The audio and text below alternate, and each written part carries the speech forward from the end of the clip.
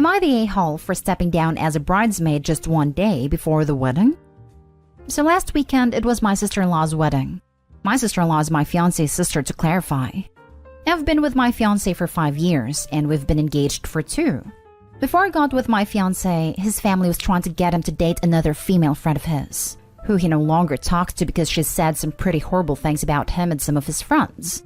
Plus, she was always trying to put me in my place since I started dating my fiancé, claiming she'll always come first in his life. Long story short, stuff happened and they no longer talk. I have a pretty close relationship with his family, especially his 2 siblings, his sister, the bride, and his brother. One day before the wedding, we were having a family lunch with the bride's family, and during lunch she started mentioning that female ex-friend of my fiancé. She started saying what a gorgeous girl she is and how pretty she is.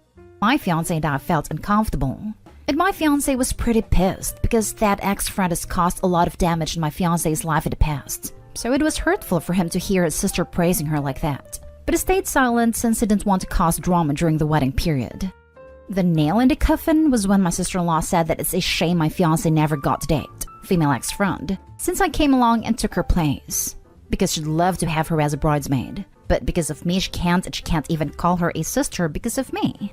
My mother-in-law told her to apologize and tried to do damage control, claiming my sister-in-law was joking, but sister-in-law said she's not joking. She really feels that way. Then proceeded to say she loves me as her new sister-in-law, but she'd just prefer female ex-friend. I kindly got up and excused myself, saying I'll head home.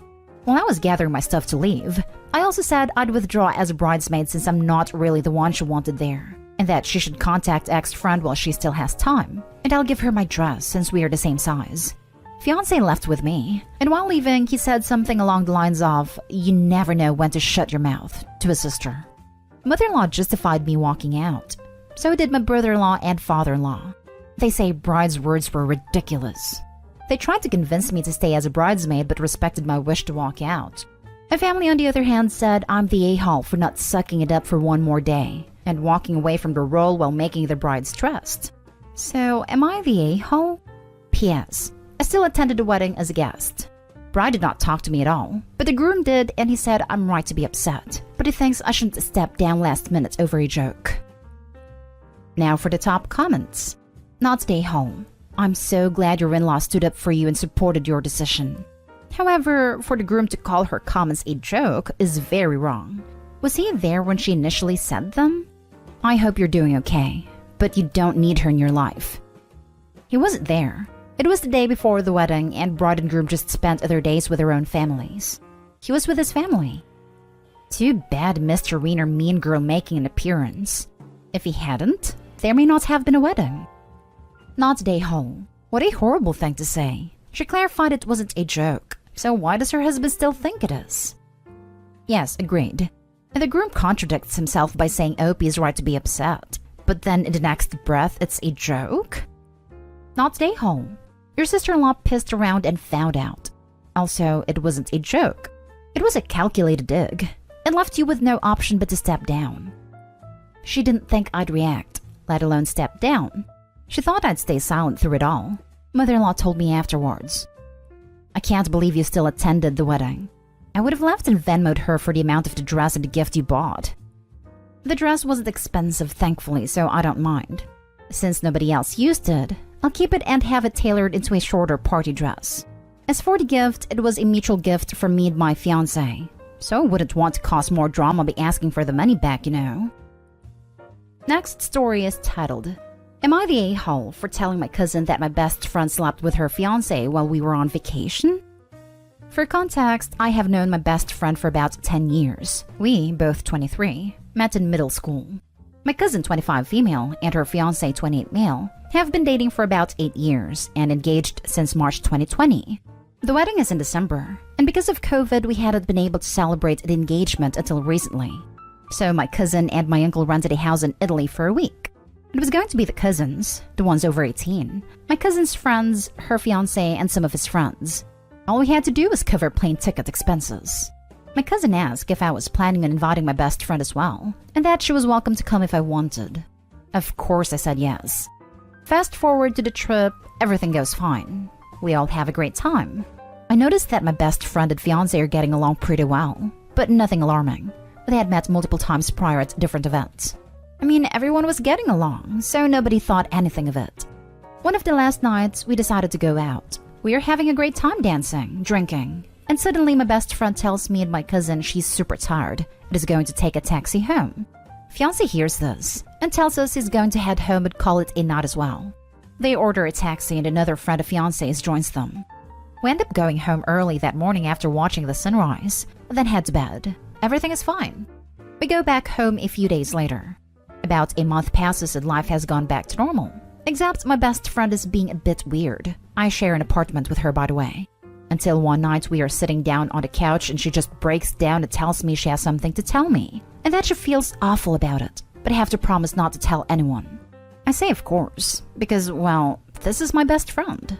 She proceeds to tell me that on the night they left the bar early, they ended up sleeping together. That they were smoking outside and started talking and ended up having some more wine, and that it just happened. I was stunned. I didn't know what to say. I told her, I can't believe you've done this. You've ruined my cousin's life. She tells me that if I don't tell her, she will never know, and we get into a huge fight. A few days later, I decided to go to my cousin's house and tell her, not because I want to hurt anyone, but because she needs to know who she is marrying. She's pissed, calls her fiancé, and everything goes downhill from there. Now my whole family's so angry at my best friend and at me for bringing her. They're currently not speaking to me, saying I should have picked my friends better, that I've played a part in ruining her life. My best friend is also pissed, I told her, saying she feels betrayed and like she can't trust me anymore. My cousin is the only one who's on my side, but she's a bit busy trying to figure everything out. Am I the a-hole for telling her? Not the a-hole. Let me see if I can get this straight. Your best friend slept with a man who was in a committed relationship with your cousin. The best friend has the nerve to be angry at you for telling the woman whose life she messed up, who was your cousin, despite the fact that she slept with him. It was totally in the wrong. Your family, except the cousin, is all angry at you like this is your fault, that the fiancé cheated? All you did was spare your cousin heartache before she married the man. The family should be thanking you for that, and be angry only at the friend and the man. The friend should be angry at her own actions, and at the fiancé for putting her in this situation. Also, if the friend didn't want this getting back to the cousin, maybe she shouldn't have told Opie. I about lost my crap. The best friend is the one who feels betrayed. Lol, OMG. The entitlement in that one is legendary. Not stay home. As someone who's been cheated on and having so-called friends hide it from me, I'd have been more forgiving if I was told before. Your so-called best friend messed up. Your cousin's fiancé messed up. You did the right thing in telling your cousin. And everyone here needs to be pissed at the fiancé, who barely gets a mention. He is definitely the most at fault here, having cheated while in a committed relationship and told no one. Not stay home. Not stay home. There is no way you could have known your best friend and cousin's fiancé would sleep together. I don't understand how your family can say you chose your best friend over your cousin, when you actually told your cousin even though your best friend asked you not to. The only a-holes here is your cousin's fiancé and your best friend. Next story. Am I the a-hole for walking out in the middle of my boyfriend's birthday party? I, female 25, have been with my boyfriend, male 28, for 3 years. Our relationship is great, and we rarely fight. His birthday was days ago. I wanted to do something together, but his parents already decided to host the party at their house. My boyfriend got there first. I showed up after I got off work, and he was there with the guests, busy talking and greeting in the backyard. I took a seat in the back and the sister showed up with her husband and son Jake. We're not on good terms, by the way. He said hi, then asked if I could watch her son Jake. I was like, but she disappeared and left her kid with me before I could even answer. So I decided to just keep an eye on him till she gets back since he was sitting across from me. I spilled my drink on my top, which was messy. I gave Jake my phone to play on it and asked him to sit still till I get back. Then I went to use the bathroom to clean up the stain. Clearly Jake walked towards the pool, and the floor was slippery, so he slipped and fell and injured his knee. That's when I heard loud noise coming from outside like people panicking. I went to see what's going on and saw my boyfriend and his family with Jake. I heard my boyfriend's dad ask who was supposed to watch Jake, and his sister said my name. My boyfriend saw me and shouted, "Opie, where the hell have you been? How could you let this happen?" I was taken aback and said I was in the bathroom cleaning up the stain. He asked, "Is the stain more important than my nephew?" I explained that his family or his mother should have kept an eye on him. He said there are many guests, so they probably didn't notice, and said I should stop turning this around on his family since I agreed to watch Jake. I said no, I did not initially agree to watch Jake, and came to the party as a guest, not as a babysitter. And that his sister just dumped him on me and disappeared without even waiting to hear if I was going to say no. We had an argument, and I got fed up being presented with a hypothetical scenario after a hypothetical scenario of what could have happened if Jake fell inside a pool and was blamed to no end. So I grabbed my stuff and walked out. My boyfriend's parents saw me leave, and he followed me asking me to wait and return, but I refused. He said I have no reason to be upset, but more reason to be worried just like they all were, and insisted I go back inside, but I got in my car and left. He came back later looking pissed. He said that yes, while it might be his sister's fault for still bringing her son after he stated he didn't want kids there because of the pool, but said I ruined the party by walking out and refusing to take responsibility, and admit I should have made sure Jake was safe before leaving him out of my sight whether I agreed to watch him or not. He said his parents are rightfully upset and didn't appreciate my behavior earlier on. Then walking out, which hurt him on a personal level since his birthday, should mean something to me. I felt like he might be right and mishandled this entire situation. Am I the a-hole? Jake is 4 years old. Everyone sucks here. She shouldn't have ditched her kid with you, but it's not shocking to understand why you shouldn't leave a toddler alone, especially by a pool. Did you really think telling him to sit still was going to work? There's immaturity in both ends in this post. She should have found sister and said, I won't watch your kid. If you know you're the only adult watching a toddler and you leave the room without telling another adult, not okay. Regardless of how the situation came to be. Obviously, everyone else in this story sucks for obvious reasons. Yeah, I was very much no side at first because it's never okay to dump your kid on someone who doesn't agree to look after them. But she lost me very fast at the moment of walking away. Clearly, asking anyone else was not that hard. You could have even taken the kid with you if you couldn't find anyone to watch him. Child without supervision plus pool sounds like parents' worst nightmare. Everyone sucks here. I can totally see where you're coming from that you didn't agree to look after the nephew. However, you should have had someone else watch the child rather than leave them unattended. Whether that be the child's parents or grandparents or even your partner. Your partner was rightfully concerned. The child could have been hurt, and it would have been your responsibility because you were, in fact, watching the kid. But he shouldn't have had this conversation in front of everyone. You shouldn't have left the party either. Instead of doing this, you could have had a conversation with your partner afterwards, where you could have explained your frustrations at having the nephew left in your care when you didn't agree to it. I think all parties involved could have handled this situation better, including your partner's sister. Now for the last story.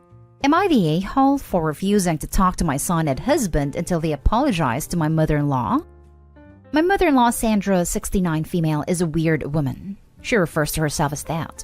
She has random outbursts, hyperfixations, tics, and struggles immensely with social cues. She hasn't been diagnosed with anything, so I won't speculate. When I first met my husband's family, I noticed that all of them, except my husband, made fun of Sandra and her quirks. For example, we were having dinner one night, and my mother-in-law couldn't stop talking about flowers. She loves plants and nature and is super knowledgeable about it. My sister-in-law made a comment making fun of her, and everybody at the table laughed about it. Sandra got extremely embarrassed and did not talk for the rest of the night. This kind of behavior is normal in the family, and I despise it. I get so angry whenever someone makes fun of Sandra, because she is just such a kind, lovely woman that I just can't fathom why they do that. I've had a lot of conversations about this with my husband, and even fights when he laughs about the jokes. We have a son, 15 male, named Alex, and my biggest fear is becoming true. Alex has started to pick up the behavior around him. It has been laughing at Sandra. I've talked to him about why laughing at her is bullying, how that behavior is inappropriate, etc. But Alex doesn't seem to care. 2 weeks ago, we went to see Sandra. My brother-in-law and sister-in-law were there along their families. Sandra looked very happy. While catching up, she randomly started clapping, one of the tics that appear when she is excited. My brother-in-law made a comment poking fun of her, and the whole family laughed, including my husband and Alex. Sandra got teary-eyed and had to excuse herself to the bathroom. I've never been more furious, and while on our way home, I chewed my husband and son out, and told them to not speak to me until they apologized to Sandra. I told them that I don't want to hear a single word directed to me until they reflect on how their actions are hurtful and disgusting. 2 weeks have passed and I haven't spoken to them. Not a single word. Because they have made 0 attempts on apologizing to Sandra. My husband is telling me that I am being petty and hurting Alex. He is also mad at me for valuing my relation with Sandra more than my relation with them. In my mind, I am not doing that. But husband says that I am being an a-hole. Not an a-hole at all. So if I have the dynamics correct, your husband bullies his mother, your son now is bullying his grandma, and basically everyone else in the family does it to her just because she gets happy over things and expresses it differently and likes to talk about things that make her happy. They are mean to her to the point she cries and they all think this is okay. Your husband has trained your son to be a bully and that laughing and watching other people hurt is funny. This was painful to read. I can't imagine how many years poor Sandra has had to live with being treated this way. I hope she knows that you love and accept her just the way she is. I vote OPCs if mother-in-law wishes to get an apartment together. She sounds like a better roommate than husband or son. That's a great idea. Lol. Sandra owns the house my brother-in-law lives in, so maybe I'll convince her to kick him out so we can both move there. For real. Reading the comments, I see that my marriage is doomed if I don't correct this behavior. Edit. It's a joke. I won't abandon my child or anything similar. Please don't tell me I'm an awful mom.